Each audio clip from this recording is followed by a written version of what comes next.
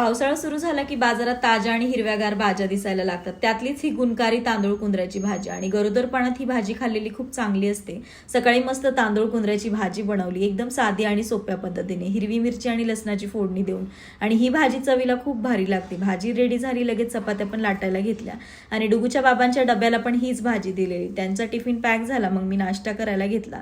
त्यानंतर घरची सगळी कामं आवरली आणि आज डुगूच्या बाबांना सांगून ठेवलेलं की आज संध्याकाळी घरी येताना थोडं लवकर घरी या, कारण घरातला सगळं किराणा संपलेला आहे. आणि रोजचं चालू आहे की डीमार्टला जाऊ पण जाणं काही होतच नव्हतं, हे लेट घरी येत असल्यामुळे.